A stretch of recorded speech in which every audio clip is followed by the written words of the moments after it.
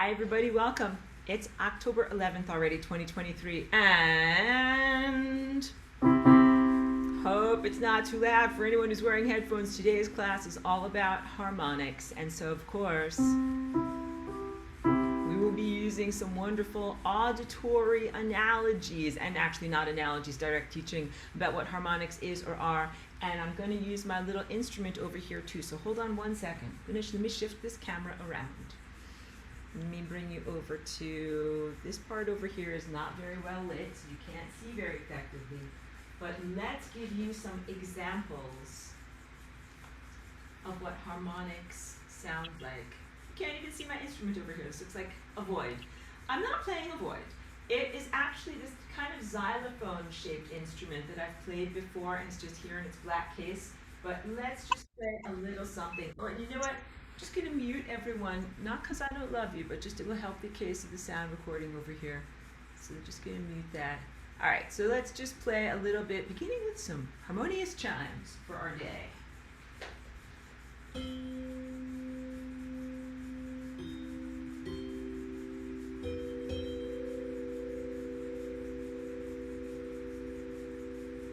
Now I know you can just hear that part where it went, wah, wah, wah, wah. That's harmonics. Let's listen again. Well, it may admit some people to the meeting. So harmonics is additive sound waves. I mean, it's additive waves. Right now we are listening to additive sound waves. Let me also move my delicate computer equipment so I don't make a big mess over here. Okay, let's play again.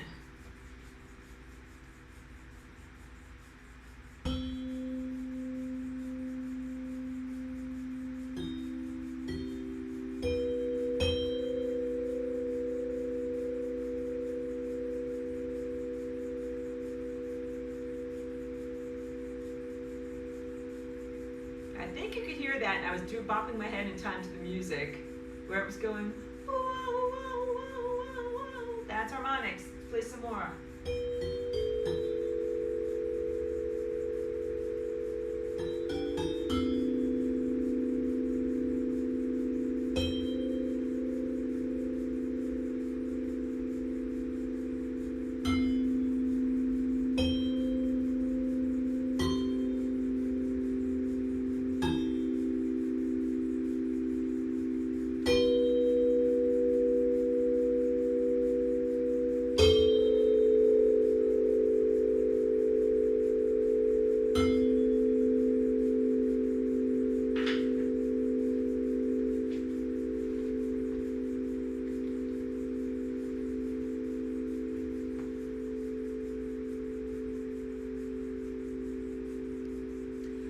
I'm not sure how much came through on your audio because I'm not sure what type of sound compression Zoom does in terms of, Zoom is mostly built for people sharing their voices and not really playing music.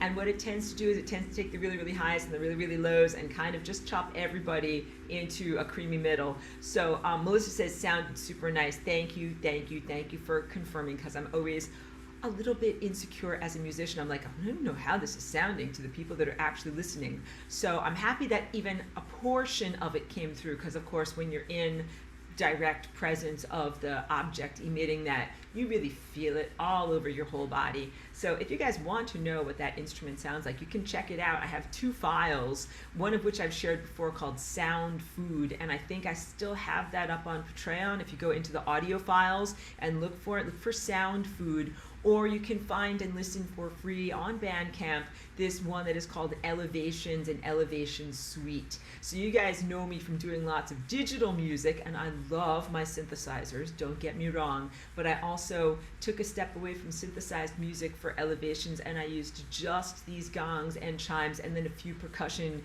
digital instruments, in the background there, and my voice, and it's just a totally different experience of music. In the end, it's all frequency. In the end, it's all waves. It's all waveforms. So I'm happy to report that I don't have to rant extensively in class today about the stuff that I recorded 10 years ago and how different things are now, because music is still music. Thank goodness. Music is still music, and the harmonics of your body and your energy form. I should hop off and grab my little sculpture here.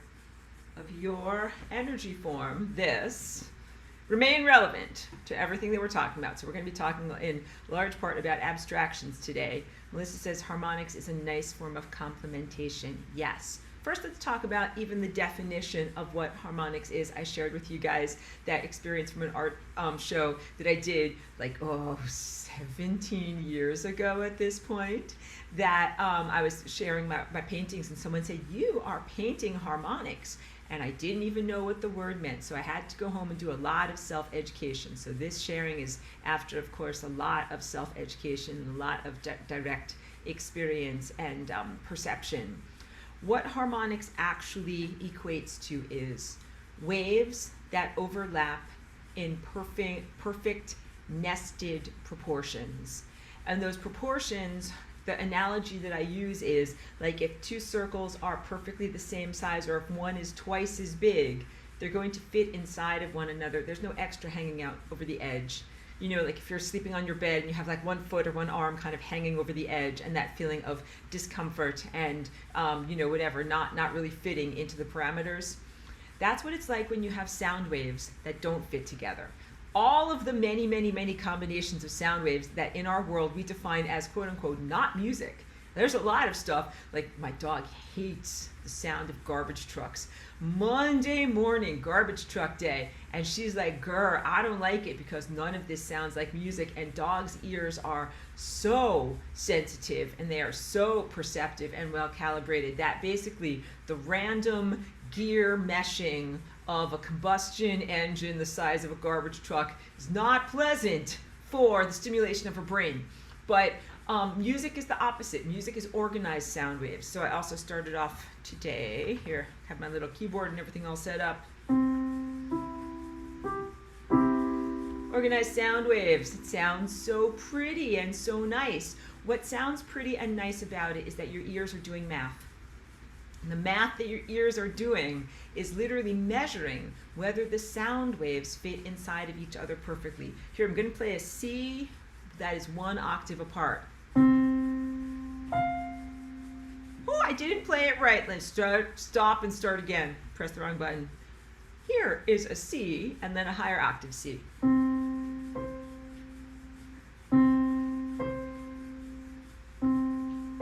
Their wavelengths are directly related. If this one is at wavelength 12, this one is at wavelength 6, and then this one would be at wavelength 3.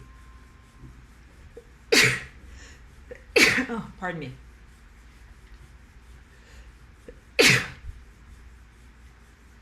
And that is because this wavelength is literally related to the way that the note is formed. Here in a stringed instrument, your strings of your piano would literally be shorter, making notes that are higher.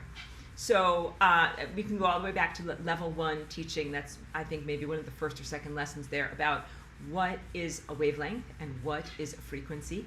And basically, the wavelength is measuring peak to trough. Let's draw it out, because this is what harmonics is really all about.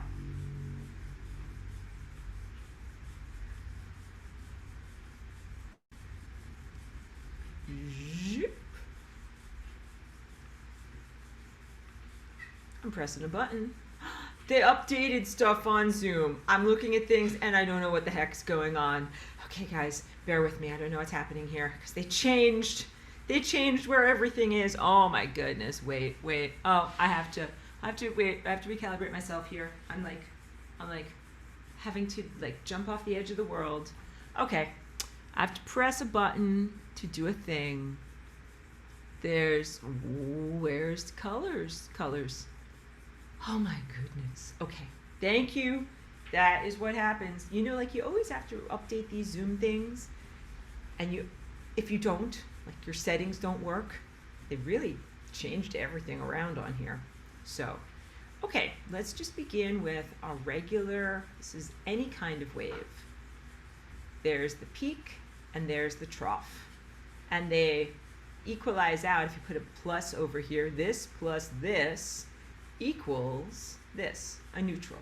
And what you really have is a circle, and that circle, that's a terrible circle, just imagine it's a perfect circle, is divided in half, and that is really how we derive the upward pointing peak and downward pointing trough, okay? And harmonics is when you have waves and waveforms that fit within each other perfectly.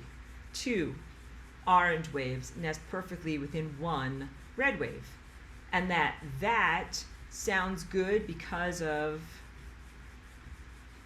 this part right here, where the waves fit together perfectly. That edge, where the circles fit together perfectly and there's not extra. An example of where there's a wave that doesn't fit together would be, what if I started a circle over here and it went like that? You'd be like, no! All of this extra stuff that's hanging over the edge does not sound good, does not nest perfectly within the pattern of what we call harmonics, and is also the pattern of music. Now I will play something that's not music. Cover your ears.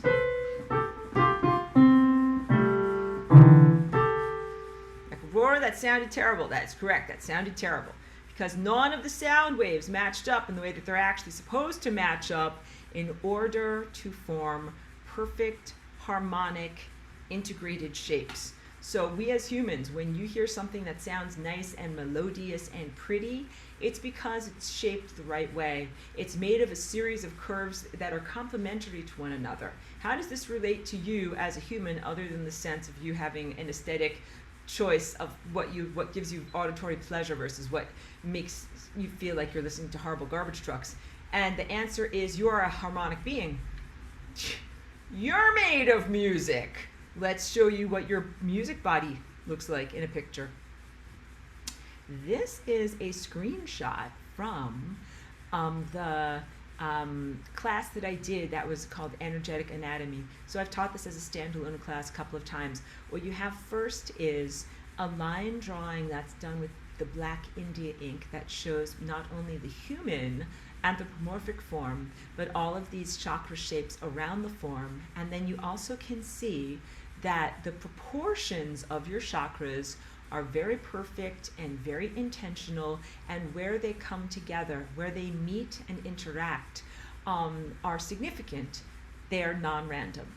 So first of all, let's talk about this pattern. This is the same pattern that is evident in all of my paintings, all of my fabric design and everything that I do from my paintings, where the largest wavelength is always going to be red. And whatever unit you choose for red, like I have chosen a 12-inch circle to represent red, and we can also represent that as C here on my piano keyboard. Red, red, red. And then the next color up from there is going to be orange, which in the harmonic proportions of the cosmos, language that is invented far beyond my personal whim or preference, but it's something that is like, you know, a real overarching structural language of the architecture of how the world is created and upheld. Orange is always going to be half of red. So if for me, I choose red is 12, orange, class, what is half of 12? Oh, Laura, it's 6. That's correct. You have done your math. Thank you. You did a good job, everyone. And then this same pattern goes upward through all of your chakras. Yellow is going to be 1/3 the size of the red chakra, which in this case is 12. So class, what is 1/3 of 12? 12 divided by 3. The answer is 4. And then I'm going to ask you a hard question because, oh, well, actually, no, the next one is not that hard. What is 12 divided by 4? Because that's the shape of your heart chakra. 12 divided by 4 is 3. But now I'm going to ask you the hard question. What is 12 divided by 5? And you're like, Aurora, it's not an integer. It's got fractions and decimals. I'm like, yes, rock back and forth. Soothe yourself. It's okay. It ends up being roughly 2.4. So turquoise, the shape of your chakra, is always going to be 2.4 times the size of the larger red chakra. And then this one is easy. Your indigo chakra up here, number 6. It's your 6th chakra. The waveforms are going to be 1/6 size of the red chakra. Everyone, what is 12 divided by 6? That's easy. The answer is 2. And in all of my pictures and sculptures and everything that I make, the dark blue indigo color is always going to be calibrated at 2 inches. And then I'm going to ask you one more hard question, because it's 12 divided by 7, because your violet chakra all the way up here is 1/7 the size. That would be the B over here in the rainbow on your keyboard. It's going to be 1/7 the size. So 12 divided by 7 works out to roughly 1.7, which is suspiciously close to the phi proportion that comes from Greek phidias, 1 to 1.618. And if I go back to my face or my body so I can just gesture for you, 1 to 1.618 is a proportion that shows up all throughout the natural world. For example, in your fingertips, this bone is 1. This bone in proportion is 1.61. It's 1.68. And then this one, if you make this one the 1, then this one is 1.68. And that even is in like your calf bone, to your thigh bone, your central tooth, to your side tooth.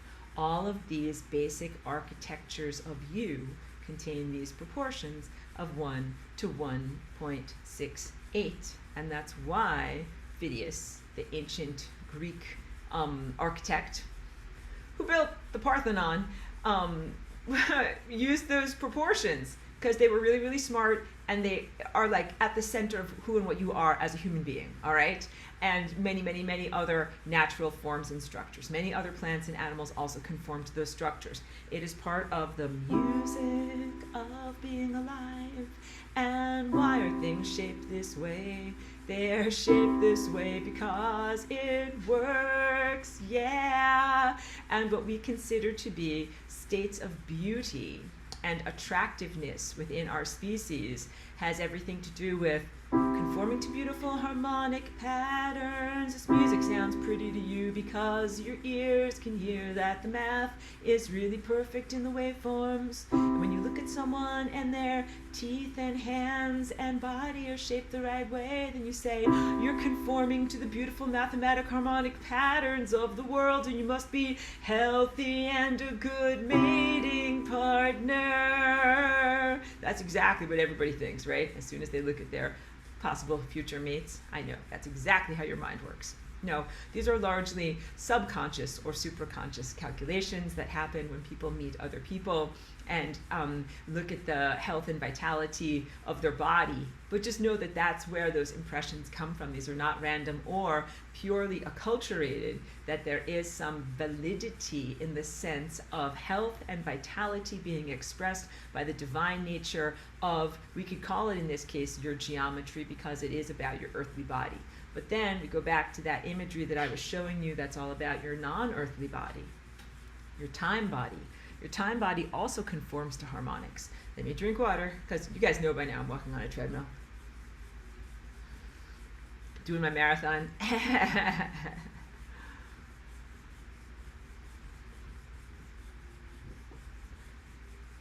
Your time body also contains harmonics. These are non-random, non-arbitrary patterns in which and through which you integrate your individual life experience structure with the larger structure of reality, events, and possibilities in your world. That is the essence also of what Flying Rainbow Lasagna is, and why these teachings about harmonics are relevant to what I teach. Here's the lasagna is beautifully lit in our afternoon cascading sunlight coming in through the window there. Flying Rainbow Lasagna is a dance that you do not only with your macroscopic limbs, but also oscillating on a genetic level. And the patterns that you move in are perfect harmonic patterns, not random stuff. It is essential to know that you dance for beauty, but also beauty is non-arbitrary, non-random. What we call beauty, that we see optically or that we hear auditorily, is not arbitrary and is not random. It is actually based in conforming to these very specific patterns. And when you do the Flying Rainbow Lasagna, you create reality structures with your time body through your oscillations that are non-random patterns. You conform to the beauty of the cosmos. And not only that, you and to the beautiful music of the cosmos with your individuated song, right? And when you play with a band, like you want to, like, you add some of your own flavor, but you're also reciprocal. You listen to other people's flavors. That way, life is not one endless guitar solo. You must spotlight the guitar, and you sometimes spotlight the drums or the saxophone or whatever it is. Harmonic integration with reality events. This is also like the highest form of virtuoso when you're talking about genetic oscillations, your connection to time, as your DNA is a bridge of light between your physical protein structures and edifices that are physical events, and the realm of pure potential, the light that is cascading or emitted or journeying in conjunction with the sun and the stars. Pure light, the primal essence of consciousness, the connection of network known as the sun and the stars, and all of beautiful music that they are playing, that you are integrating with your life experience, that individual choices, behavior patterns, experiences, and the stuff that you're doing in your life is also has the option to be either beautiful, perfect music in divine harmony, or cover your ears, horrible, not well calculated noise. That's not what you really want. Even that was a kind of a song. But you know what bad music sounds like, and bad music, the erroneous calculations also signify moving towards death, moving towards death. So now you can really see, instead of music being something that is like a random cultural choice, like some people like Mozart and some people like heavy metal and, you know, blah, blah, blah, and it depends on the culture. One moment, thank you. Thank you.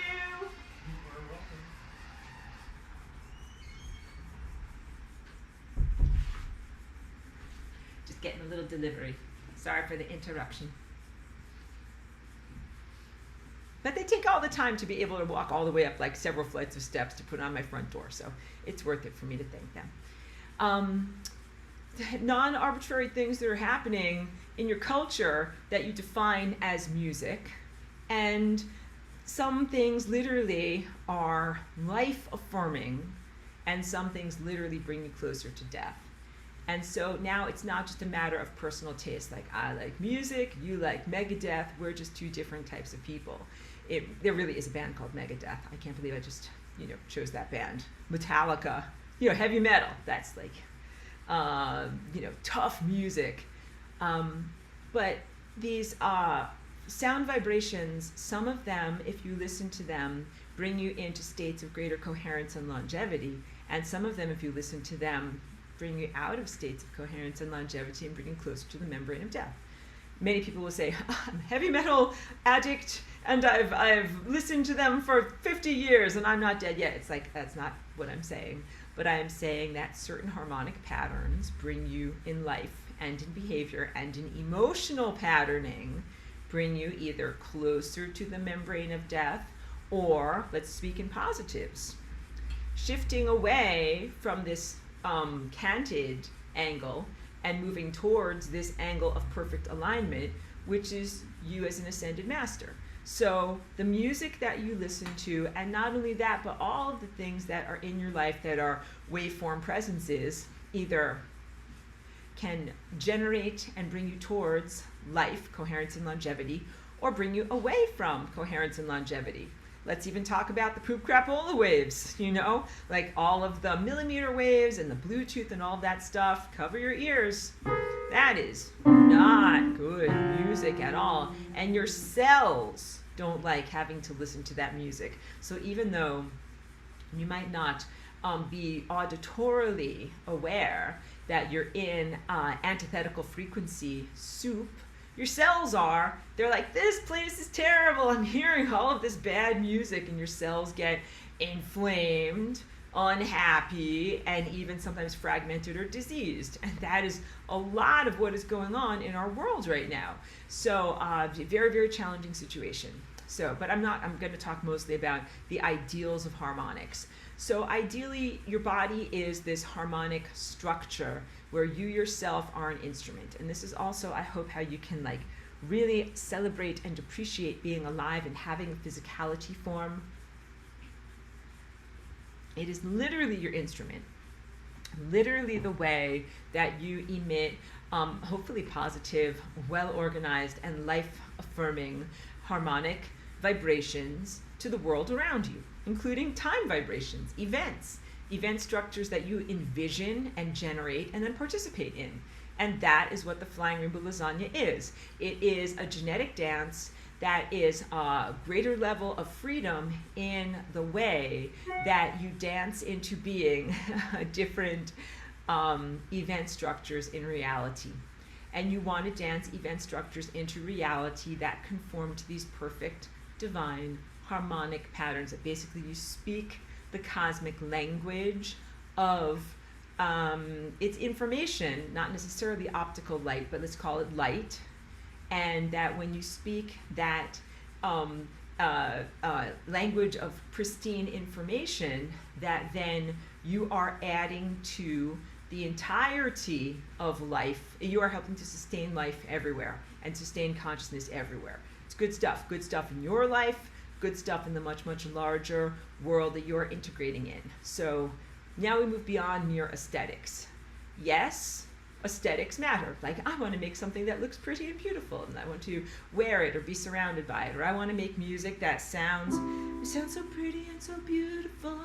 I love listening to that music, it makes me feel good, and that's good. But also emitting positive, life-affirming reality structures and keeping myself and everyone else alive, that's even better.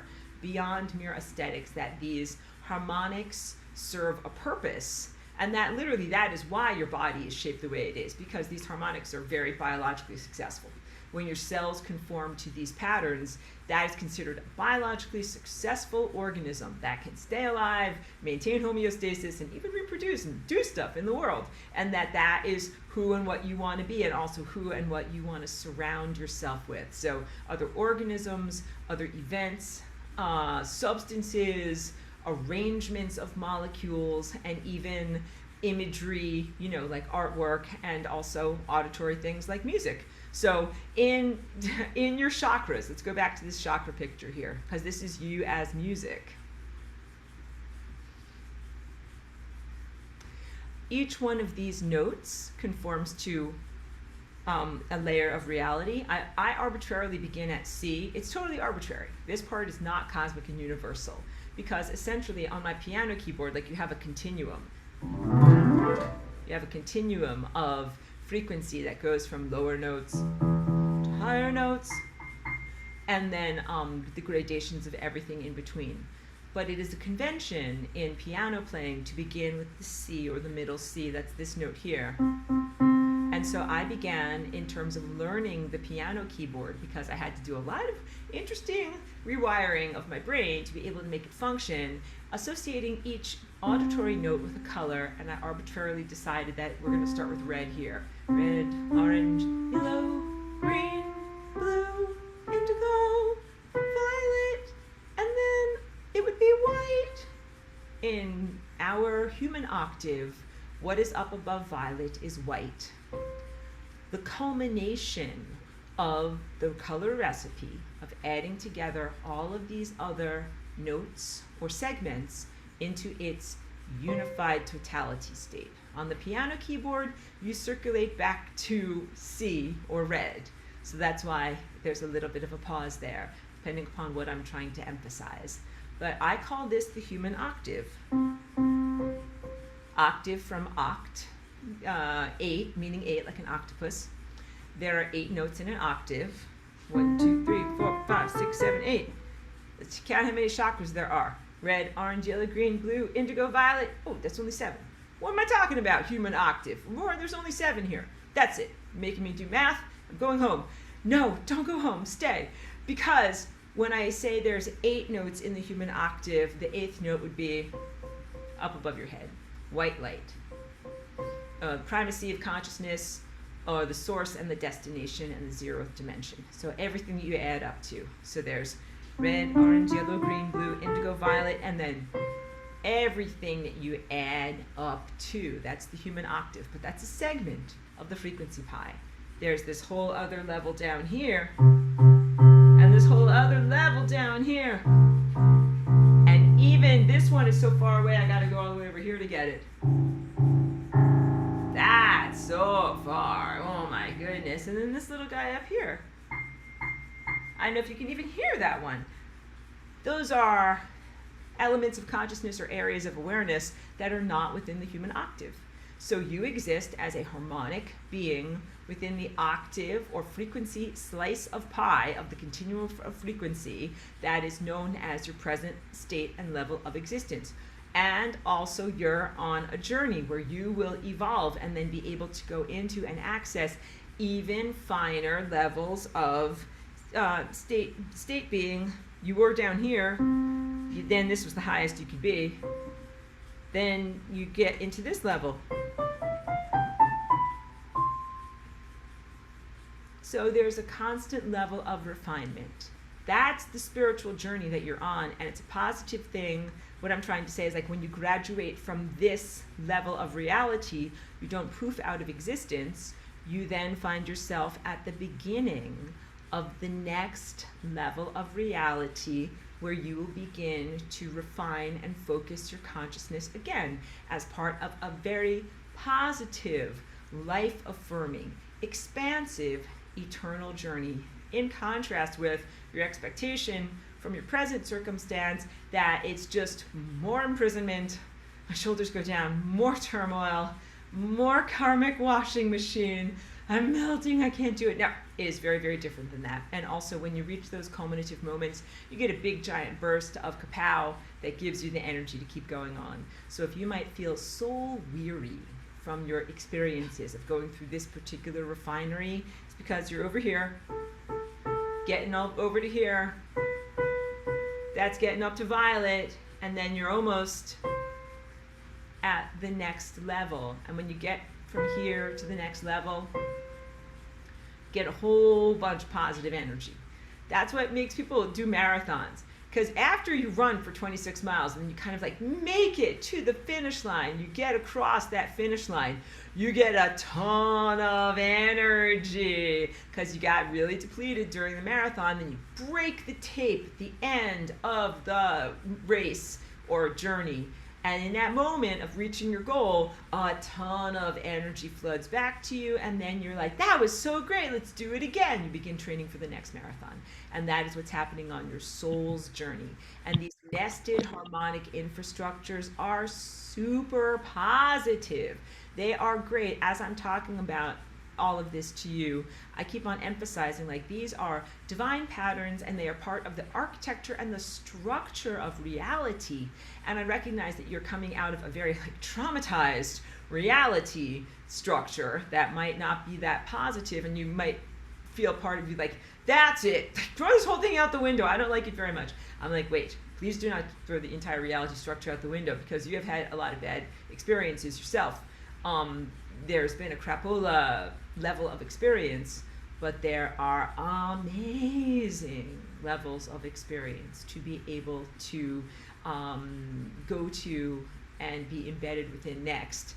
And yeah, you've had a lot of negative ones, but it's definitely time for experiencing pleasant, comfortable, exciting experiences that are educational, not merely stimulative, and that are expressions on your soul growth that help you on your soul's journey. All the things that you haven't really been experiencing in a place where you just turn in circles and get tormented, that's actually a huge aberration, and shouldn't, that's part of bad music and not part of how things should be structured at all. So let's talk about some of the bad music in your solar system, because the stuff that's going on your planet right now and your own personal difficulties over many lifetimes are really part of a larger disharmonic structure of your entire solar system. There is no planet where there should be a planet. The no planet is called the asteroid belt. It exists in the orbital ring between Mars and Jupiter. So just like I went through the chakras and I said you have this innate patterning that is part of what sustains life. When the solar system was created and all the various planets of your solar system was created or were created, they weren't created randomly in terms of their distance from the sun. The orbital rings, like if here's the sun right here above my face, and then you have like Mercury and Venus and Earth and Mars, a bunch of rubble, Jupiter, Saturn, the exoplanets, that bunch of rubble, that's actually smack dab in the place where there's supposed to be a planet. How can we tell that? I can tell you that from intuition and from my inner third eye direct seeing. But science, even objective materialist science, agrees with that and says, hey, there once was a planet there. How can everybody tell this? And the answer is from the practice known as cymatics. Cymatics is what happens when you have lots of tiny particles that get organized through different forms of waves. And I told you about, was it in this class or was it in Path of Light, talking about the birth and life cycle of a star. The way that stars are born is you have a planetary nebula, which is the potential for star, that involves a huge amount of superheated dust and gas, and then giant galactic superwaves, size of a galaxy, move through these giant clouds of dust and gas. They're like so big you can't even conceive of them or imagine the size that they are, and begins to organize them in exactly the same way that if you have like a flat plate and you sprinkle something like a talcum powder or very fine sand on that plate, and then you vibrate that plate, and you can do it with a violin's bow, or you can do it with frequency generator or something like that. But the vibrations of the plate, the mechanical vibrations, organize the tiny particles into places that the patterns, organize them into patterns. The patterns are created in terms of an interference pattern. Places where stuff goes and places where stuff doesn't go. So you have kind of like a black and white pattern. Here's the place where all of the dust and gas collects because of the waveform patterns, and then here's the place where the dust and gas cannot go because of the interference patterns, and that has everything to do with the additive math of waveforms, that when you have two waveforms and you add them together, what you end up having is an amplified waveform. That's what that is. And if you have two waveforms like this, one is like this and one is like this, and you add them together, they negate and it becomes a no waveform. That is what is happening in interference patterns. And interference patterns are part of like the double slit experiment and many other things that show evidences of the physical patterning of the nature of your reality. When the dust and gas of this solar system began to be organized by these larger galactic superwaves, they organized them into these different planets that have very specific orbital structures, places where they live and where they circulate relative to the sun at the center. And the sun is a consciousness being and a thought emitter, and all the planets are like the children or the art projects or the thoughts or the biological realms within which the sun or stars or star system explores and expresses itself. It could also be considered like a family.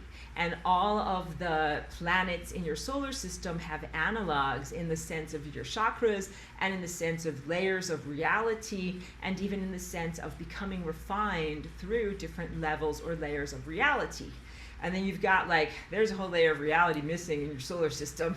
Somebody did something bad happened, and you can extrapolate what happened. So of course there's many different myths. Can't really get a real sense of objective truth from myths. You can just say, okay, there's a story, there's something behind this story, but we don't know exactly what. But the story is that there was a physical planet, like a rock. Like right now you're on planet Earth. Earth is considered a rocky planet as opposed to a gas giant like Jupiter. Jupiter does not technically have a surface. If you're like, I want to fly to Jupiter in my clank metal spaceship, and I want to put down a flag and say either like, I claim this in the name of your country or whatever, you can't do it. You can't claim Jupiter in the name of anything because Jupiter's like, nanny poo poo. I don't even have a surface. You can't technically find my surface, and technically you would not be able to exist where I am. And that's the whole point. Jupiter is a gas giant, and it is made for gaseous bodies. You can make all sorts of silly jokes if you want to about bodies and gases and whatnot, eating of beans. But I'm really being serious here because it's a less dense realm. You're in Earth, which is a certain level of density that involves physicality structures, rocky crusts, crustal deposits, and magma. And Jupiter has a completely different structure, so different from your current biological life form, with the very many biocentric presumptions that humans can't even perceive that life exists on Jupiter. They're like, it's a gas giant. You can't plant a flag there. You definitely can't have biological life. That's it. I'm not having anything of it. But there's lots of life on Jupiter. But they are gaseous beings that live there. And you can also make many jokes about gaseous beings and planet Uranus and all of that. Just open the door to that. We need a little bit of lightheartedness. Because talking about the asteroid belt is dark stuff. Somebody did something. It was not something good, and life was lost because planets are alive. And you can tell a planet is alive because it has a magnetosphere around it. So Earth has a toroidal-shaped energy field around her that is like life force that keeps the biological realm alive, and also is an example of the healthy rotational movement of the crystalline nature of the core of your planet in generating this magnetic field. And there you actually have a couple of dead planets in your sky. So it's not just the one that's made out of rubble. There's Venus does not have a magnetosphere anymore, and also Mars does not have a magnetosphere anymore. And I'm gonna sing that song, Is There Life on Mars? I'm just joking. But something bad happened on Mars too. And so this is all preparation for the galactic history stuff that I share, and I will have to always update and change that in view of new stuff. So I'll have to do a big long rant on that. But the information and the basics are still completely relevant in the sense that Mars once had atmosphere, Mars once had a magnetosphere holding the atmosphere together, and Mars once had visible biological life, and also a lot of technological forms and machinery and civilization that was there, complex forms, and all of that went kablooey. So this is a lot of stuff that became disharmonic in your solar system. Key teaching for today: your solar system, as it presently stands, is not a well-tuned guitar. It does not emit the perfect music of life. I'm playing my solar system guitar, and it sounds so good, I love it, yeah. 3 of your planets are dead, and 1 of your planets got invaded, and it's not okay, your DNA got messed up, bam! And now we have a guitar solo. So, yes, being lighthearted, but just giving you the information. Karmic washing machine. Why you are not completely free in terms of your consciousness, why humans experience mortality, why you might have a great deal of existential ennui and even a dread at the sense of, you mean this isn't the final octave and I have to go and do more again? It's not the final, it's right, it's not the final one. That's a positive thing. The music of life continues onward, and the reason why life for you has been such a grueling hellhole is because a lot of bad things have happened that put your whole entire planet out of alignment and out of being in perfect harmonic infrastructure and into states of death. That when you go disharmonic enough, can't be alive anymore. The music is so bad, you literally can't be alive anymore. Enter lasagna. Where's lasagna? Lasagna as the way to retune your genetic guitar.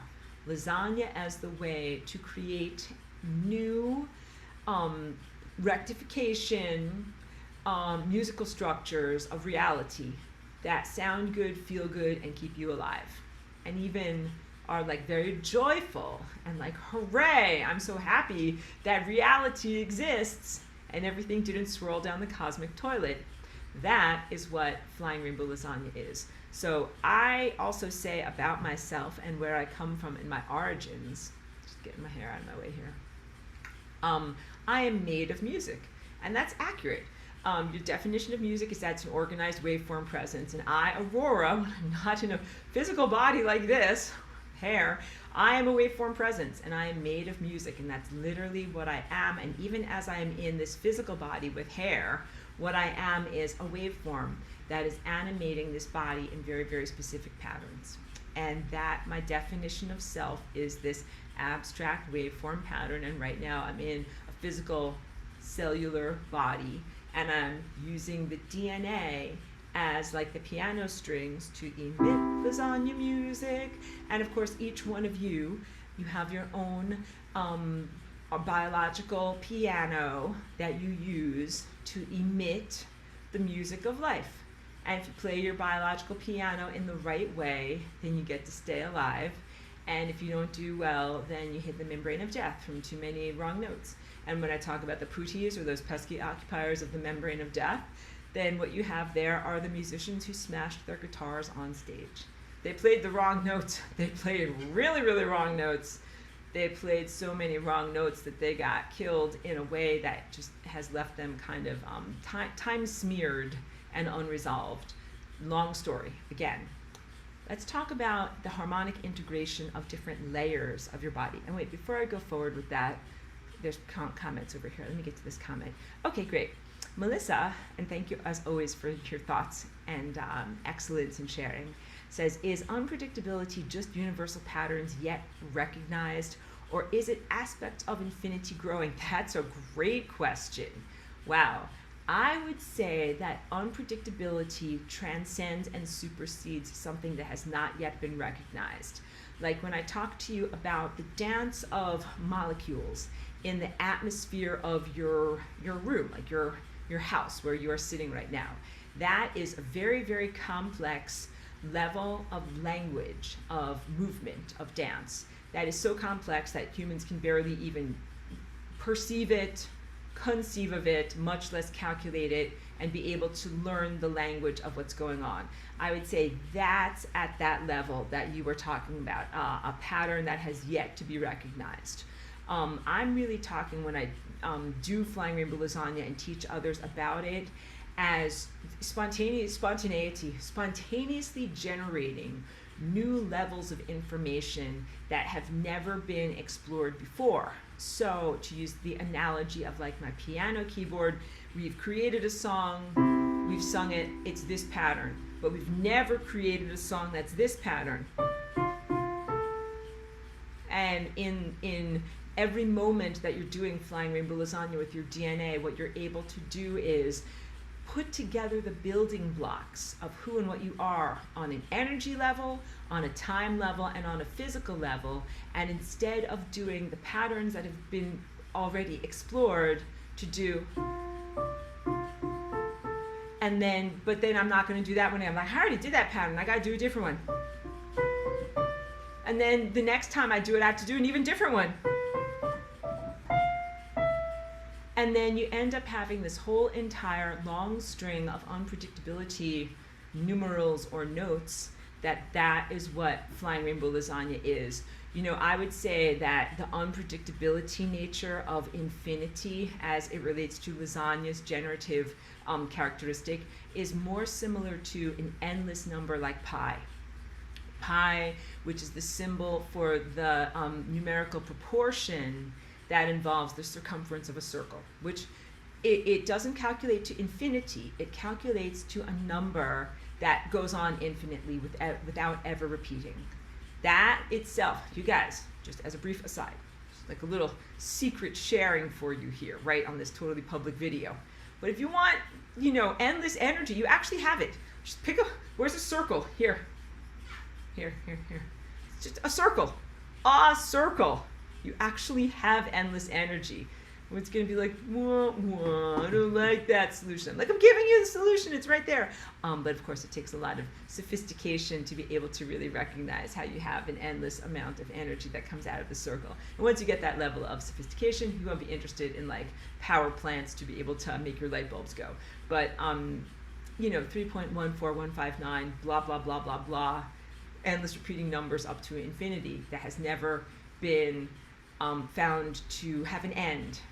Humans have done a lot of calculating of that number, even using calculative equipment like computers, and not found an end to the number. The number just keeps going on and on and on. That is infinity, and that's the type of infinity that has a beginning and then no end. So, there's infinity that is continuum, that has no beginning and just continues and has also no end. But then we have a number like begins with 3.14 and then onward to infinity, continues onward from there and has no end. And so, because you're talking about, is it like an aspect of infinity growing, like what I was talking about in Path of Light, where you have a certain amount of light that you're starting off with in the world, that's information, and then you also get more information from the way that information works, in infinity plus one. And that would be kind of like saying information can grow. Just like bunnies can make baby bunnies, or plants can make seeds and offspring, and they can proliferate. Light proliferates. Light as information proliferates and grows, and you get more and more and more information. Not entropy, which is how the clockwork, mechanistic universe is perceived by certain levels of objective perception and, science, that is, or whatever, cultural isms. We're not talking about the limitations on that level. We're talking about something that is incredibly expansive, that just keeps on generating and generating and generating. Not only does it not stop, but it never devolves, and it continually evolves. And that's what light as information is. You keep on learning more and more and more, and becoming wiser and wiser and wiser. So wait, now is a good time for me to go. Let me drink water. Let me go to this image over here. Wait, I should share this image with you first. This is not an image that I created, but I think that it's worth it for you to check it out, in the sense of looking at the connection of these perfect nested harmonic sound waves to the length of piano strings, to the frequency measured in hertz, to the colors, to the placement of notes on the black and white keys of a piano. So I didn't create this imagery, but I did something very, very similar when I first started to learn the piano or teach it to myself. And I colored in a diagram of the black and white keys so that I knew which ones were red and which ones were orange. And I knew that I could associate a color with a sound, and then also a position on the piano keyboard, and in that way come to comprehend what music is in this earthly realm. I definitely had to calibrate to everything that is here. So wait, now let's go to, so music actually came later for me than these visual harmonics and comprehension and understanding. Now let's go to this. Back to here, because this is important. And see if I can find the color. There we go. It's just sometimes it's a little bit hard. And let's make sure you can actually see if I do like a little test scribble. Yes, you can see me when I scribble. And then I have to press another button. Again, apologies guys, because they changed my whole screen. Where these layers of your being interact is very critical. That, again, they're not just abstractions of like, well, red looks cool next to orange.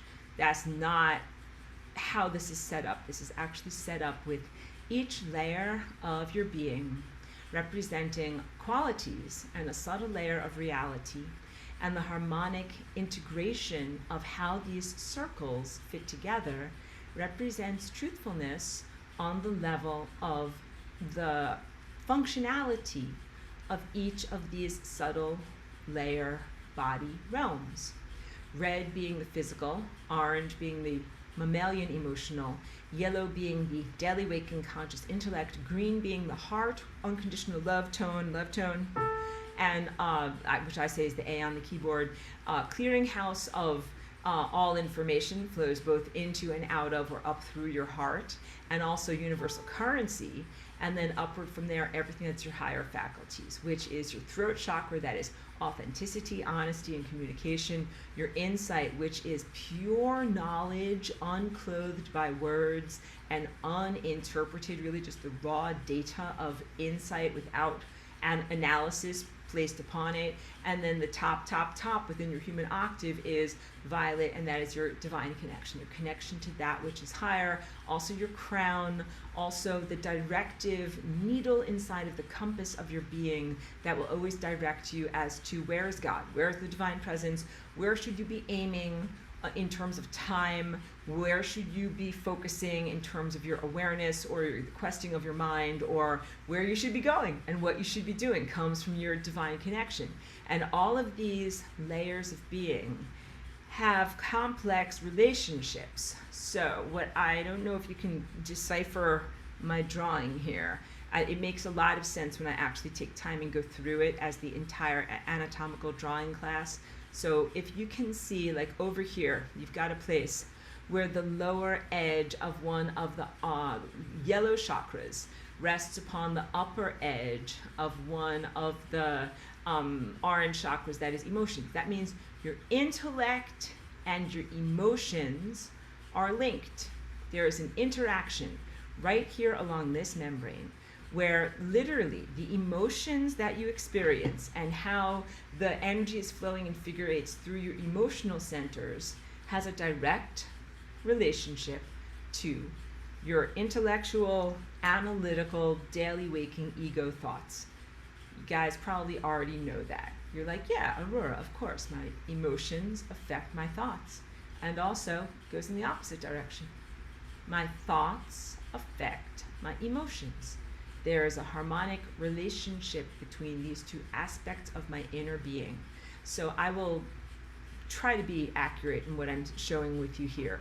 Like, there is a big relationship between your eye of insight.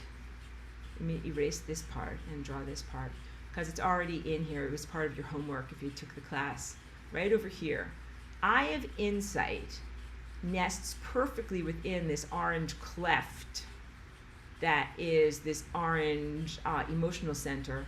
You've got that place that I just highlighted in white, and then you've got these little areas that are part of your eye of insight or your Christ consciousness chakra. Emotions and insight are linked. If I go back to me so I can gesture on my body, you can see this a little bit better. This has to do with what people call intuition versus insight.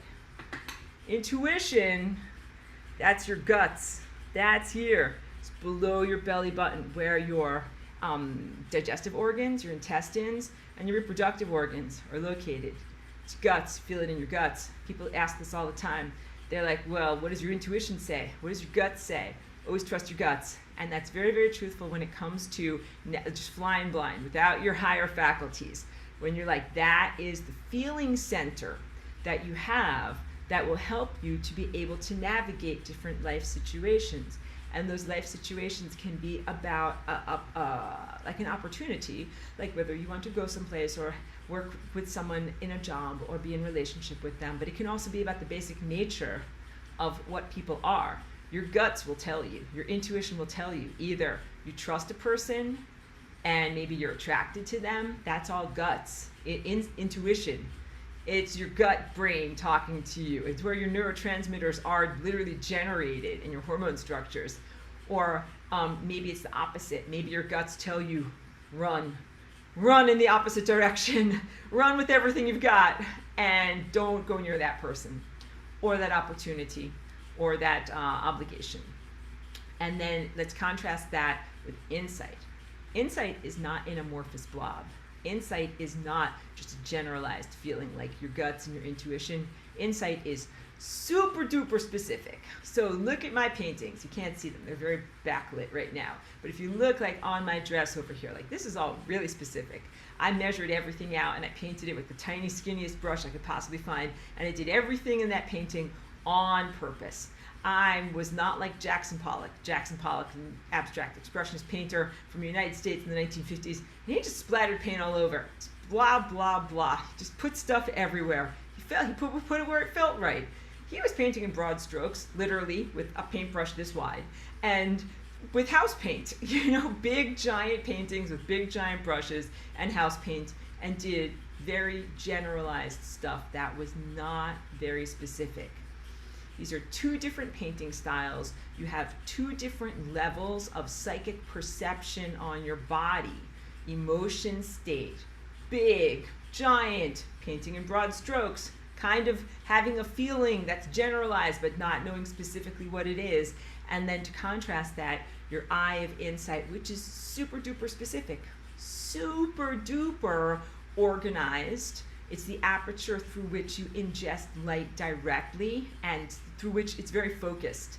It's a very focused level of seeing and knowing and comprehending beyond the analytical intellect and language. And these two non-physical harmonic structures on your light body, on your time body, are totally linked together. So that means destabilizations at the level of orange destabilize the insight at the level of indigo. Emotional turmoil destabilizes and makes it more difficult to know and focus and comprehend clearly. And clearer levels of comprehension, greater levels of stability, greater levels of pure insight connected to light and divine presence up here, stabilize your emotions, make your emotions fly along in a nice, beautiful, frictionless bliss state. I know, big stuff. So there are more interrelationships. For example, there is a big interrelationship between your violet chakra and your red chakra. That's your divine connection and also your physical red cellular structure, and also your heart structure in green and how that relates to your emotional animal or mammalian structure. And then also how both violet, divine connection, dark blue, Christ consciousness, pure insight, and truth and authenticity all rest upon or nest perfectly within the whirling structure that is known as your heart of unconditional love. All of those guys. If you don't have enough gas in your car of unconditional love, very, very difficult, almost impossible to activate this and this and this. All of those things fit together. So what am I trying to say with this? You are a holistic presence, and that's what the white light all the way up to there. Let me also get some water. You're a holistic presence. You're actually not discretely bifurcated into these different segments. That is not an accurate description of what you are. You're a totality presence, and the totality of what you are adds up to divinity and divine light. And within the recipe of the individual ingredients of what you are in terms of color, the proportions and state of being, like whether something is healthy and in alignment or whether it's totally not healthy and gyrating wildly out of control, that affects the other levels of being, some more strongly than others. So your whole entire subtle body is affected. If one part goes out of alignment, all of them go out of alignment. Similarly, if you align and energize one part, that helps to align and energize the whole entire part. But then you also have specific relationships where it's two things are more closely linked. Just like in your physical body, your heart and your lungs are two organs that are very closely linked, and that their functionality requires reciprocity. That's the most truthful thing I can say to you about your emotional center of pure intuition and your insight of pure direct knowing. They're linked. There is linkage. These two things rely upon one another and have a specific interrelationship. And same thing with your heart and all of these higher faculties. There is a linkage and an interrelationship between the health, vitality, balance, and functionality of all of these layers of your being. And then I also hope that you will extrapolate outward. So what you're trying to do when you do Flying Rainbow Lasagna, or just stay alive successfully in the world, is to align your chakras with these larger time currents that move here. This is the lateral version of what it looks like, a sine wave, but they are moving towards you. You are supposed to be kind of moving like this through time in these wonderful sinuous S curves that bring you in a frictionless alignment with the highest levels of reality. And that, when you're able to do that, you're participating successfully in larger reality events, and then also you generate your own smaller waveform wavelets. There's a harmonic integration of all of you plus all of these other organisms. So just as you recognize that you have fractal subunits within yourself that are proportioned in certain ways and relate to one another, you recognize you're a fractal subunit in something bigger. It's this painting over here. It's this painting over here of the planet. You're a fractal subunit of the planet. And the cells on your body each have their own individuated chakra system. You are the collection of many, many trillions of multiple chakras that are in perfect harmonic alignment or not. And then your planet is the end result of the many, many, many individual, not only human organisms, but also microbes, birds, trees, blue whales. Everything has chakra systems, and whether or not they are in effective alignment relates to and has an interplay with the larger planetary structure. And so that is basically the primary trauma, being a little lighthearted and having a fun class about harmonics today, but I'm also alluding to galactic trauma and the bad stuff that happened on your planet in what is known as the fall of Atlantis. That was a destabilization of your whole entire planet because one of the chakras, called humanity, on your planet got massively destabilized. It comes from the mind control, free will squashing or limitation and mind control that happened or is happening at the end of that civilization that destabilized the entire planet. And then your whole entire planet went into this tilted, imbalanced state that you presently experience. So you got it. I think you guys just got it. That was actually like pretty much the end of my notes, even though I added a few extra things. But opening the floor, I don't have that much time as I usually do today to be able to go later because I'm preparing for a wonderful adventure, driving to Phoenix to be able to do a marathon teaching this Friday at a place called the Giving Tree Cafe, and then also we'll be doing sessions in person, and there will be vending. I will bring my clothing line and different good stuff like that. So preparing for that trip. So going to maybe be wrapping up class a little bit sooner than I usually do, but I wanted to be sure to get to all of the high points of this and open the floor to any questions and comments. And yeah, talking about the stuff that wasn't very positive for your solar system, it absolutely relates to Flying Rainbow Lasagna and event structures. It speaks to the question of, why do these guitars need to be retuned? Who twisted all these knobs? Who twisted the knobs of your body and changed you into being mortal and vulnerable and needing to live in a house and wear clothing to stay warm from being this type of invulnerable, immortal, pure energy being? And the answer of what happened relates to the disharmonic structures in your whole entire solar system. You want to go even bigger? Disharmonic structures in your galaxy. You got a whole arm of the Milky Way. It's a spiral galaxy with multiple different arms or bands of stars, collections of stars, and you've got something where the stars are completely out of alignment. They are not following the pattern that they should be following. Just like there's supposed to be a pattern between Mars and Jupiter in the form of a planet, the entire arm of your galaxy has been disarranged. And that is a big, bad thing that you can extrapolate. Like, something bad happened in your neighborhood. That's why there's this burned out building that nobody lives in anymore. Something bad happened in your larger galaxy system.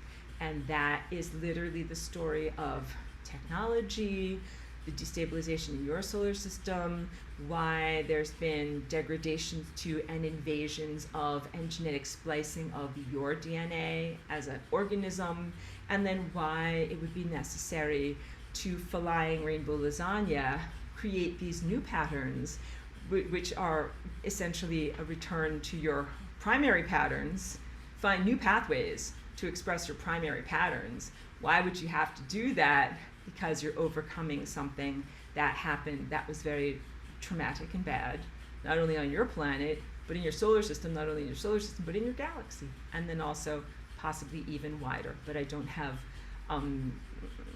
descriptive terms to be able to talk about that. That would be going into levels of pure abstraction. So learning about harmonics is more than just a frivolous, fun thing that is learning about aesthetics, even though we love aesthetics, and learning about things that look pretty and sound pretty. This is really an empowerment teaching about what your subtle body architecture is supposed to be shaped like, and also recognizing that you trying to get yourself back into shape is going to have a radiative effect in the entirety of existence, because you're in a whole existence that is out of shape. But that is correct for you to do that. You might think like, I'm just a little person and I got to change the whole world, but it's not just little old you. You work with others. And also, yes, the changes that you make in terms of your flight through time and your structuring of yourself at this level have a huge impact on other larger levels. You're not a small, insignificant nothing. You're actually a small, significant something, because it's not about the scale that you are working with. It is really about the levels of accuracy and perfection that you start to do. So even if you have one cell inside of your body that starts to do this wild flying rainbow lasagna dance, it starts to affect all of the other cells in your body. And then if you have one person on your planet that's doing this wild flying rainbow lasagna dance, then they start to impact all of the people that are on your planet, and you have a multiple lasagna dance, I want to say dance factory, dance party on your surface of your planet, and then your whole entire planet starts to behave differently in what it's doing. And then what happens after that is that affects positively and restructures your whole entire solar system, and really literally the whole entire star system, at least as it relates to your galaxy. But once you're on the level of stars, you're really on the level of non-locality, at dealing with directly with light information, and light that is not limited by the speed of light and is not limited by its neighborhood and where it is. So once you get up to that larger level, then you recognize that you are really rectifying and healing and changing and making available new patterns to a much, much, much, much, much larger thing, all from little old you or little old us dancing here on this planet in new harmonic patterns of integration. So dance, reintegrate and restructure your own body and your own time presence. That includes ancestral trauma, and releasing and overcoming ancestral trauma, or like reshaping yourself in spite of that stuff, as it relates to your biological antecedents, but also as it relates to your soul, because who you are now in this moment, born into this particular family lineage, that's one definition of who you are and who are your ancestors. But then you've lived in many different times and places and been through the karmic washing machine. You have other levels of ancestry as well. So we talk about soul ancestry, all the things you're doing right now, telescope backwards, retroactively in time, affecting all of this ancestry, and then also affects the potentials of the future, moving forward into anything that will be future life, because that future life will be you, but it will not be separate from you. I know I'm going deep into abstraction today. Lisa, thank you for being here. It says, using flying rainbow lasagna as a way, calling back our energy is how to expel, discern false white light. Oh, beautiful question. Yeah. So false white light, first let's define that as non-truthful information. And in some ways that's an oxymoron. It would be like saying non-nutritive food. Even though you guys are like, oh wait, I know that one, it's called junk food, like that's Doritos. I'm like, yes, That is correct. That is non-nutritive food. So it contains some food-like qualities, but it does not really have nourishment and sustenance and cannot really be called food. True light is the pristine, unarguable, non-negotiable, non-distorted or diluted presence of divine intelligence. It's like irrefutable math. It's truthful, and you don't argue with it, and it is what it is. And the idea of false light is kind of itself a non-starter, even though you guys are so acquainted with it and it has affected your lives and your consciousnesses and your self-development path so much.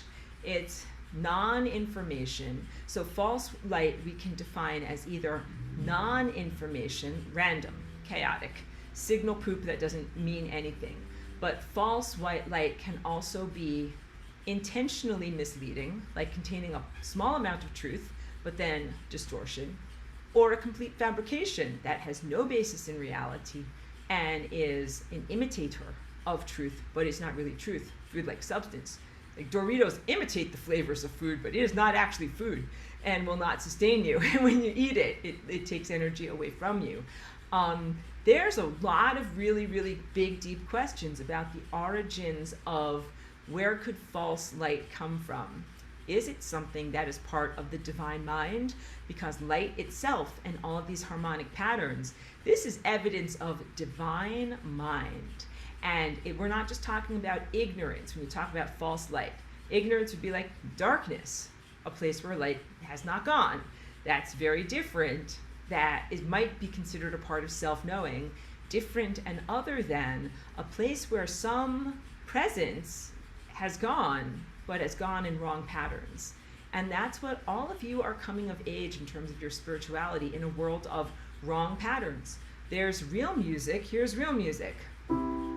That is real music. Now I'm gonna play something that is not real music. Oh, that sounds too good. Wait, play something bad.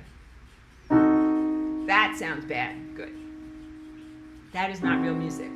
But you've got that in your world all over. Like that's cancer, that's pharmaceuticals, the nightly news, lies from government, the list goes on.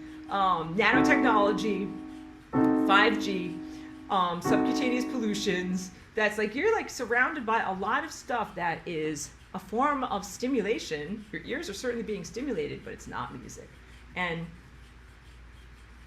the most corrosive aspect of it is that it is socially lumped in together with all the things that are real music, that really genuinely sustain you.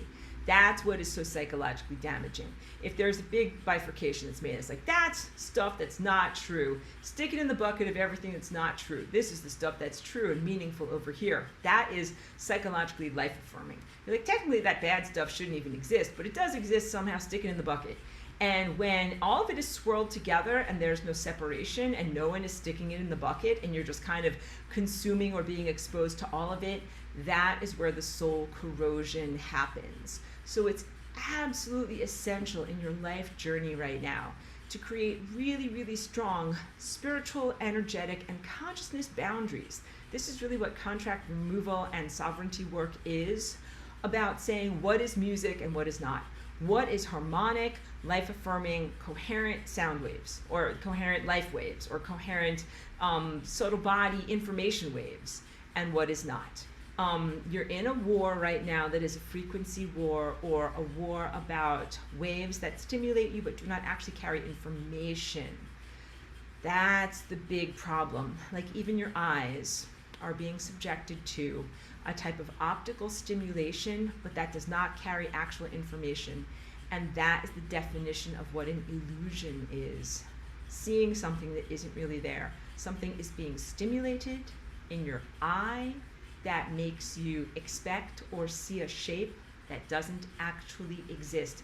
It is not informative about the presences around you or reality structures or any objects that are actually really there. So now that I've done this extensive defining of terms, I actually get to Lisa's question. The use of flying rainbow lasagna as a way of calling back our energy to expel or be able to tell the difference between what is true light and what is false light. So here's the best way to use flying rainbow lasagna. You use this as a way to surmount obstacles, like jumping over hurdles. Those hurdles are cultural, genetic, based in a time war, and often technological. Reasons why you can't just connect directly to God and just know everything and just be guided by that truthful information and truthful light. Jump over the stuff that is standing between you and God and have a direct divine connection.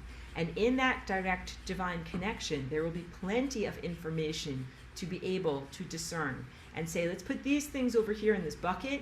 That's all crap. And it's not truthful, and it's not real food, and it's a bunch of lies. And then this is the stuff that is actually truthful. And some of the stuff that is not truthful is made out of truthful stuff. That's, I think, the most confusing, because you're like, oh, it is non-food, but it's made out of food. Interesting. All right, but it's not absorbable, and it's definitely not life-affirming. And then some of it mysteriously seems to be made out of nothing. Again, like, I just don't even have an answer to that, guys. Technically, this stuff shouldn't even really exist, but it's in the bucket. Somehow it is there. I know. So that's also sometimes just moving beyond levels of analysis and intellectualism, because the cognitive dissonance is so extreme that you're like, I cannot even comprehend this. I can't even accept that it's going on because I can't comprehend this. What even is this? So getting in touch with the true divine presence can then bring you into a level of comparison between, this is the true music, this is what light is really shaped like, and then this is not true music. That's not true music at all. And then be able to make a comparison and go with what is truthful and leave behind what is not truthful. Literally, my job at being here with Flying Rainbow Lasagna is to make available to humanity the capacity to choose what is actually truthful. Because on the menu, they lie. They're like, eat this, it's food. It's not food, it's false light. It's not going to sustain you, you don't know that. So this isn't, it's not fair to say that this is any kind of educational experience for you. It's not educational if something says on the label, this is what you are choosing, and you choose it and it's something else. That's just lies. That when you really get down to it, when you look at the rubble of the asteroid belt and the non-existence of Mars's magnetosphere and the problems in the arms of the Milky Way star system that are disarranged and the problems on your own very planet, you're like, this looks like a big problem that all relates in a larger, fractal sense about things that don't make sense, things that are that are in self-conflict, as my brain doesn't connect to my mouth. What helps to sustain reality and stop things from blowing up is when they are non-self-conflictory or they make sense. What makes things blow up is when you make divergent assertions about different things and then get to explore what's truthful in reality. So like here would be two divergent assertions, like the sky is purple or the sky is red. And then be like, okay, these are two different assertions. Let's put them into the reality creation machine and see what comes out. And what can come out is, it's neither of these colors. None of this is right. The world is exploding. You understand? Conflictory non-information states, which is really what these false light explorations are. Destabilize reality. And that's why it's not something that is merely a convenience, as I think how humans look at lies. Because you deal with a lot of lies in your daily existence. Lies were one of the things that I had to learn about on the steep learning curve of like coming here and being in reality. I literally had to learn what a lie was, because we don't have them where I come from. And I was like, God, that person said something, but then it wasn't what they really meant. And you might have had a parallel experience when you were like 3 years old. And you were like, that person said they were going to give me ice cream. And they didn't. And they were never going to give me ice cream. And they lied. And really, like, it's soul crushing. It kills something innocent inside of a person when you come from the expectation of everything is based in truth. And then you're like, everything is not based in truth, and so there's a lie can actually exist. And then that becomes its whole own level of disappointment education, but that's not really education, but just disappointment in the structuring of the cosmos.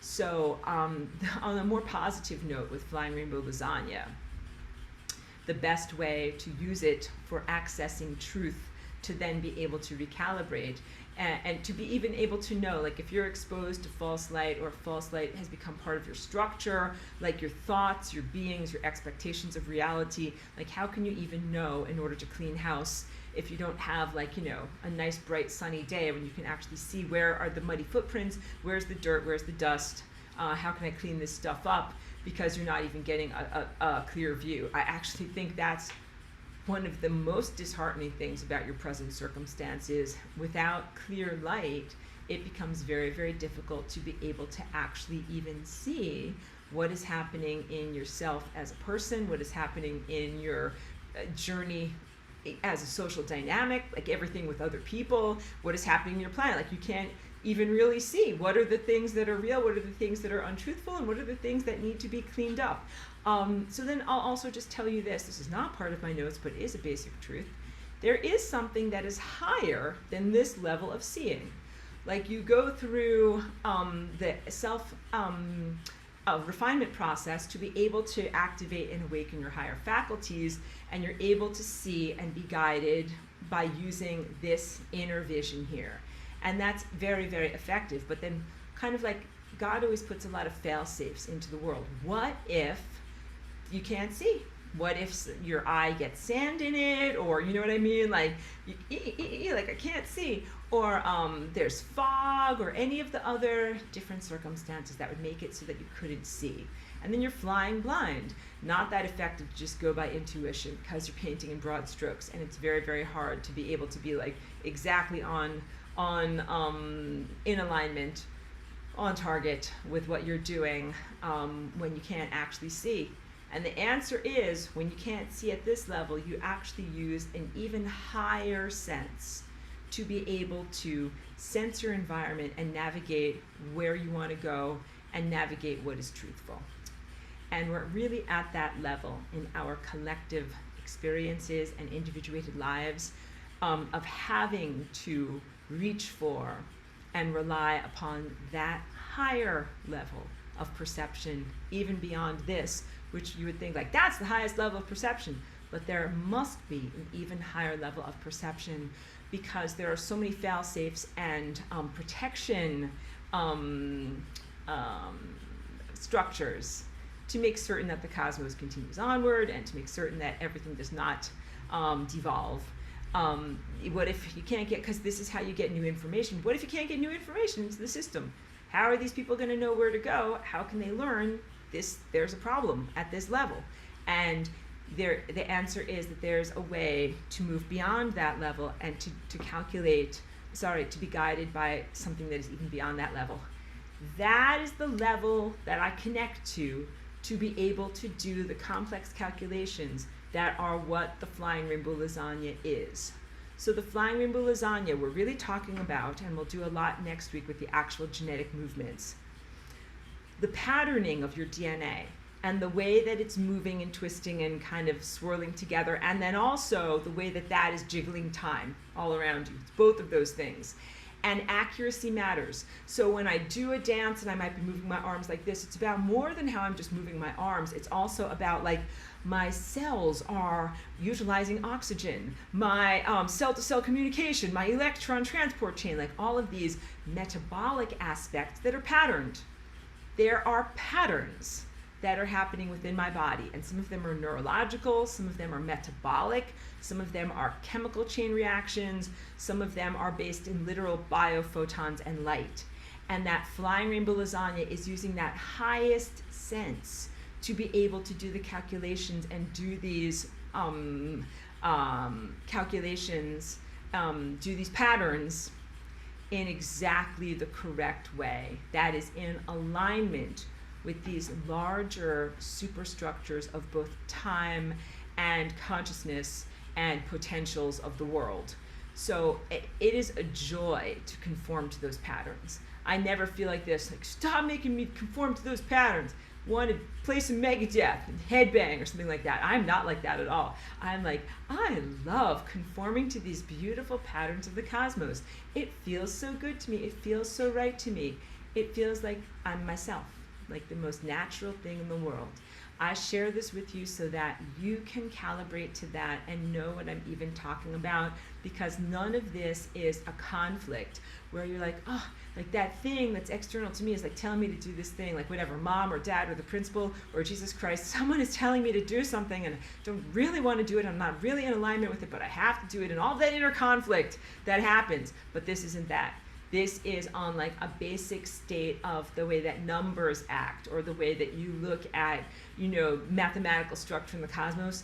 You're like, I want to do it, and it feels good, and it's right. Let me talk with you a little bit about the way that I make my paintings. I will even, since I have like 5 minutes, I'll grab this painting over here off of my zone. I'll carry it carefully, I promise. And let's see if we can get some light so that you can see this. All right. Oh, not too bad. You can see what's going on over here.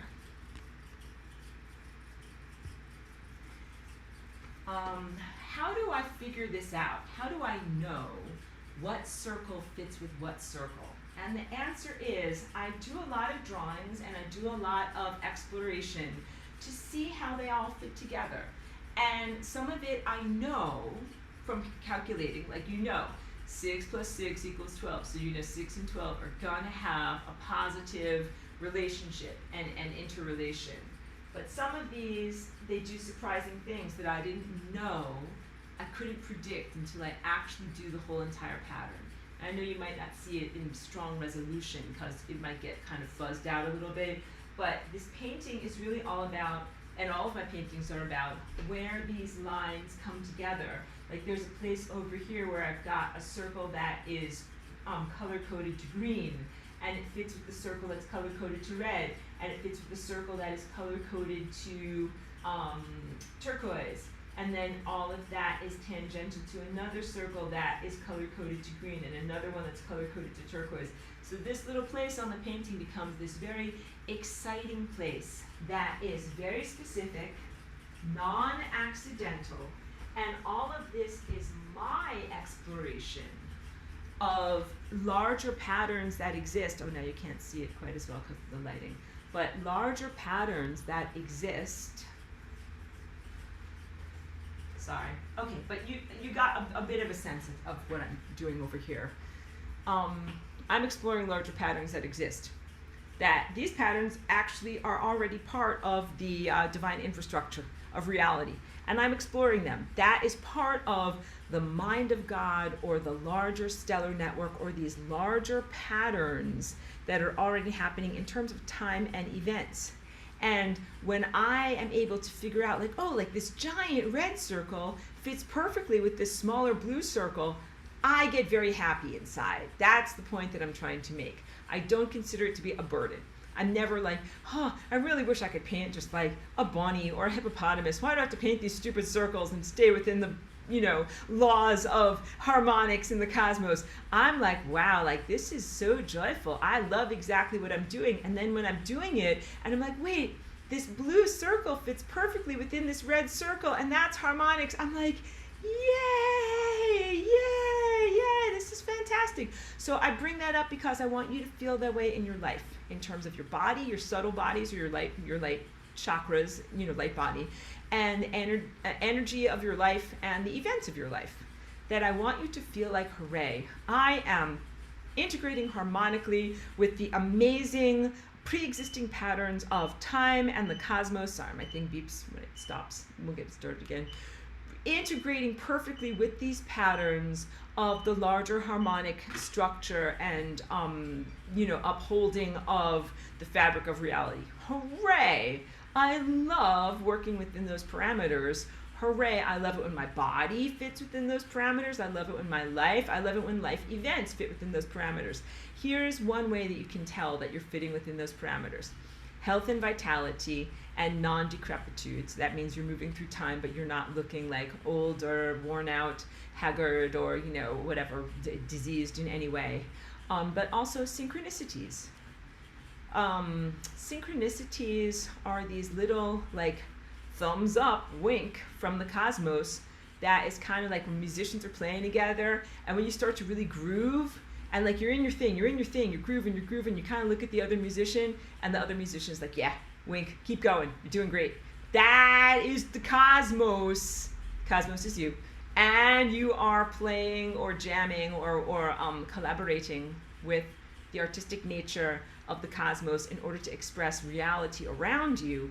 And when you get these synchronicities, you think the word blue, and then the person that's walking right past you on the sidewalk very overtly says the word blue, or you hear it on the radio, or it's in a song lyric, or whatever it is. You're like, I just thought that, and then that guy just said that.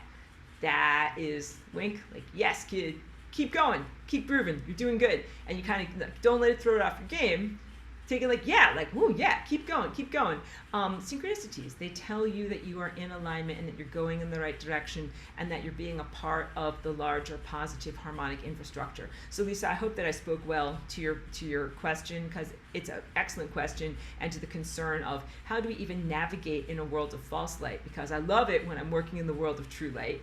I love it when I'm doing my harmonics. I love it when I know that I've made the circles the right colors and the right sizes and things like that. How are we in the world supposed to get rid of false calculations or erroneous signals or any of the things that are not life-giving and are huge distractions, pretty much getting pecked apart by huge distractions throughout the day, making it very challenging to know yourself, recognize yourself, learn and grow, and to sustain reality structures. And so here, basic practicalities of what I do in order to remove false light from my body and to make myself more of a conduit for truthful information. Water structuring. I love this very much. Patricia says time equals art. That's from Jose Arguelles.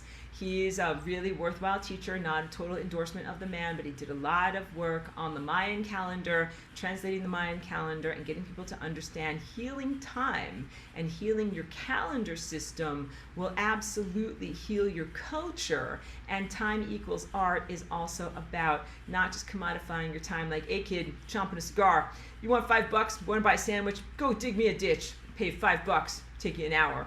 That is selling your time for $5, and your time is infinitely precious, and you should not sell it for $5 an hour. Definitely not to someone who's chomping a cigar and telling you to dig a ditch.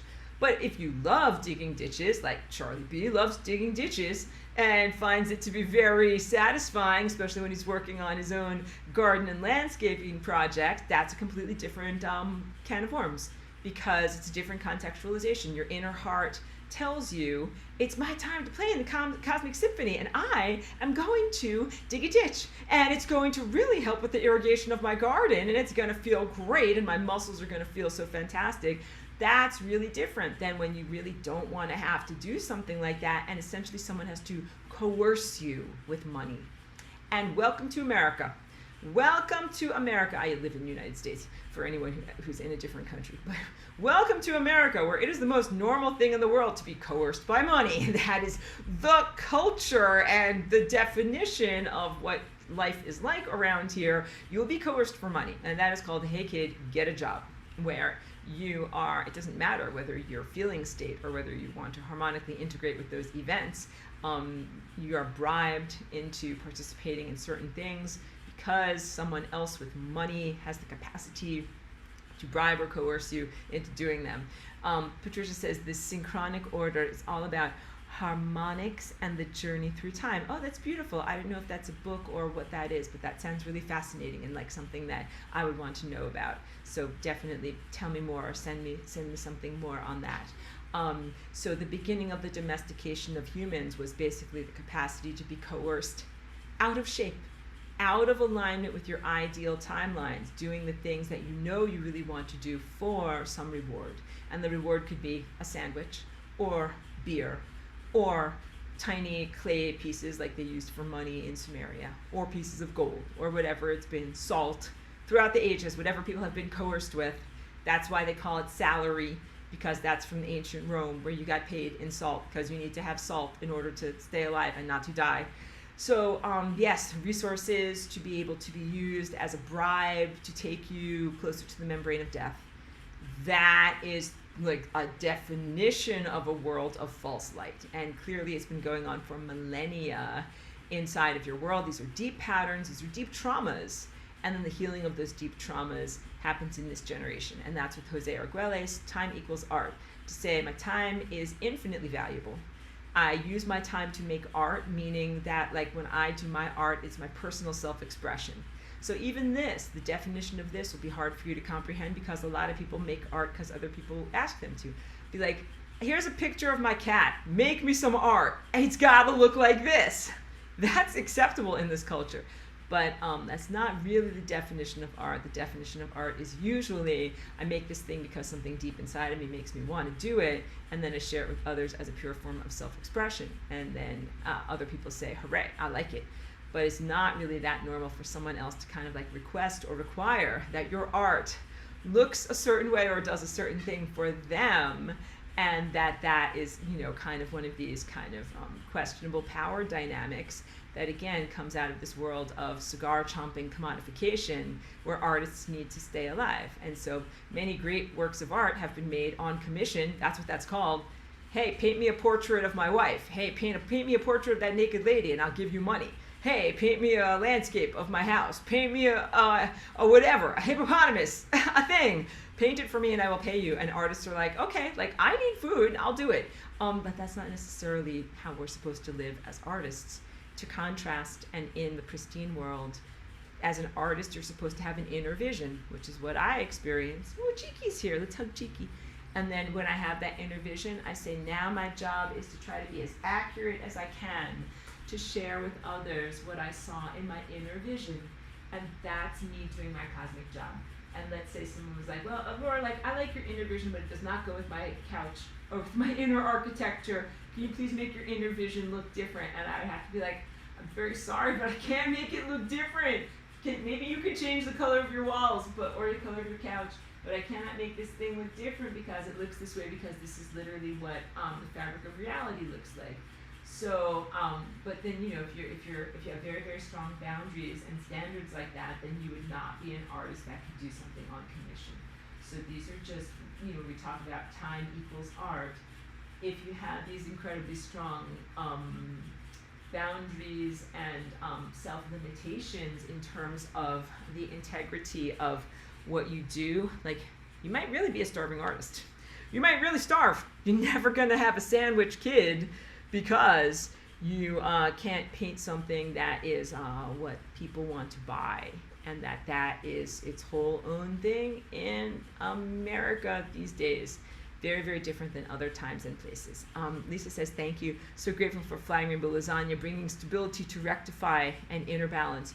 You are very welcome, and I am happy to bring this to you, and I am happy to embody and exemplify this, because without this, yes, there would be a great deal of distress and no real pathway to be able to get from an area of disorganization into an area of greater organization. It would be stuck. It'd be Stucksville instead of getting somewheresville. And I could sense all of that from where I was in a higher dimensional state in the making of the lasagna. It is part of why the cosmos augments itself by necessity, that me and the cosmos looking at everything and being like, wow, like nothing's gonna match up, nothing's gonna fit, nothing's gonna go the way it's supposed to go, unless something happens. And I'm like, okay, so something, and then you do that, and then the things that are supposed to happen can actually happen. So this is a great capacitator to be able to make possible events and causality structures that otherwise would not be able to be experienced, and you would be limited from being able to access those realities. There would be no bridge, causality bridge. Like, this thing happened because this thing happened because this thing happened, and then you ended up over here. You could never end up over here because this, and this could never happen. But with Flying Rainbow Lasagna, now this, and this can actually happen, and that means that you can end up in new and exciting realities that you couldn't occupy before, including realities where you transcend all false light. Not only like living well, like I'm living well despite false light. You know, you should not be swimming around in a sea of poop.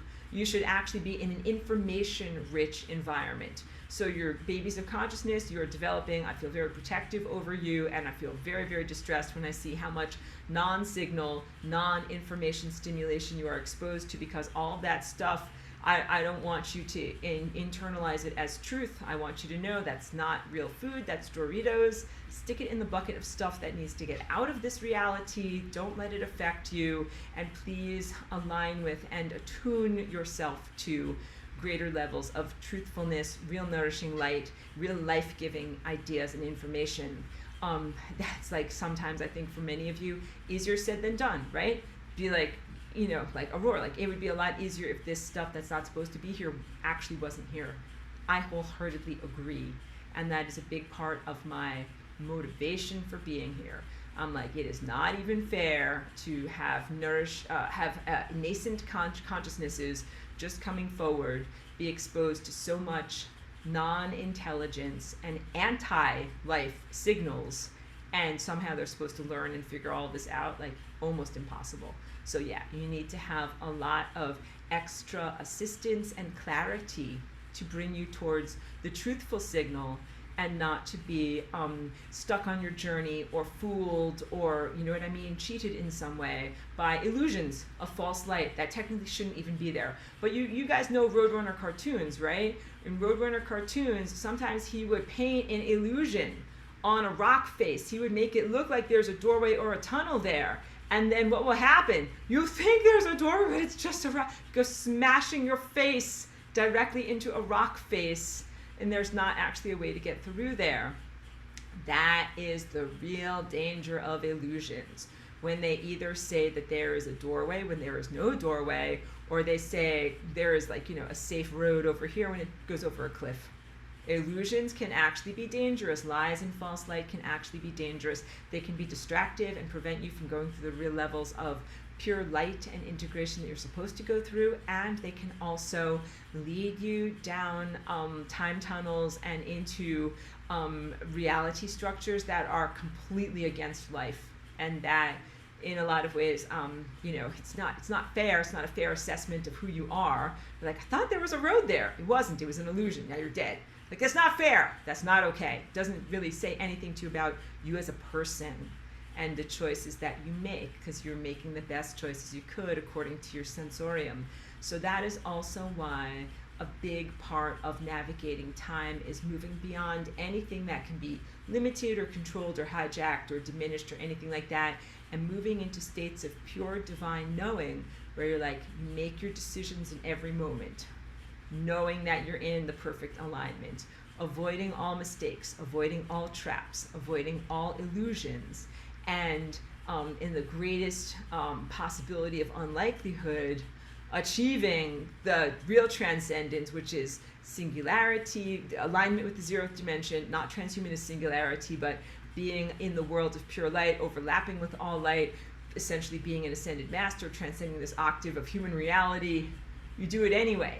That is the ultimate unlikelihood. Flying Rainbow Lasagna as the shape example, formful example of unpredictability and unlikelihood in event structures.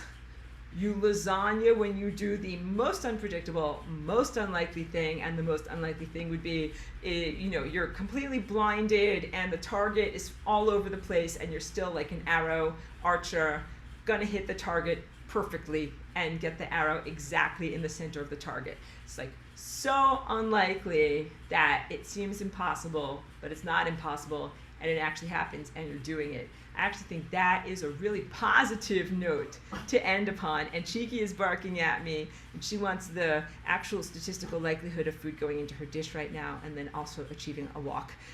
So if there are any more questions or comments, I know, Cheeky, we hear you. Any more questions or comments, I'm very, very happy to speak to them. If not, I will say thank you for your understanding that today's class was not that much of an epic marathon, because have a lot of things to wrap up before I go on my magical adventure tomorrow morning. So I think I might end the recording for right now. Thank you very much, everyone. Cheeky's very, very talky right now.